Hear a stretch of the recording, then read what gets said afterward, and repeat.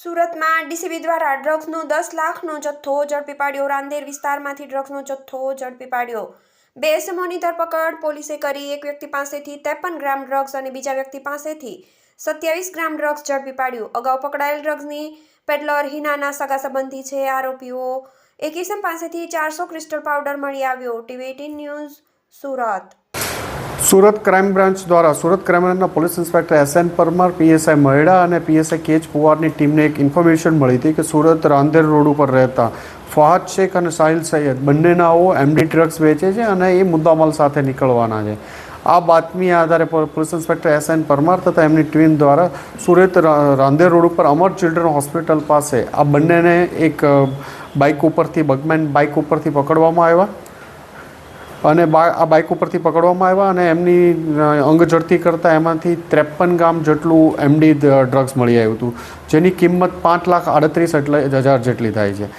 આ લોકોની પૂછપરછ દરમિયાન એક બીજું નામ સામેથી આવ્યું કે આ મુદ્દામાલ ક્યાંથી લાવ્યો હતો, તો એણે સોહન હજીઉલ્લાહ ખાન રાંદેરનો રહેવાસી છે એનું નામ આપ્યું હતું। ક્રાઇમ બ્રાન્ચની બીજી ટીમ દ્વારા એના ઘરે વહેલી સવારે ફરીથી રેડ કરતાં એની પાસેથી પણ એના ઘરેથી આપણને બીજું 27-23 ગ્રામ જેટલો મુદ્દામાલ બીજો પણ મળી આવ્યો MD ડ્રગ્સનો અને પ્રતિબંધિત જે પ્રતિબંધિત ન કહી શકાય પણ મેગ્નેશિયમ સલ્ફેટ જેવું એક એસેટિક વસ્તુ ત્યાં એમના ઘરેથી શંકાસ્પદ પદાર્થ મળી આવ્યો છે, જે 1400 ગ્રામ જેટલો છે અને એ આની સાથે મિક્સ કરતો હતો એવું એમનું પ્રાથમિક દ્રષ્ટિએ કહેવું છે।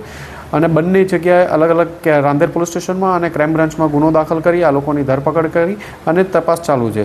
સોહન અને ફહાદ અને સાહિલ બંને 2022માં 33 ગ્રામ કોકેન સાથે સુરતમાં પકડાઈ ચૂક્યા છે। આ બંનેને જે આ કોકેન છે એ મુંબઈથી ઇબ્રાહિમ ઓડયો નામના એક માણસ પાસેથી લાવ્યા હતા અને આગળ ઇસ્માઇલ ગુજ્જર જે એના બનેવી થાય છે એ જે પણ આ કેસમાં ધરપકડ થઈ હતી ઇસ્માઇલ ગુજ્જરને આપતો હતો। એની બહેન હિના જે સાહિલની બહેન હિના છે એને પણ SOG દ્વારા 400 ગ્રામ MD સાથે સુરત શહેરમાંથી ધરપકડ કરવામાં આવી હતી।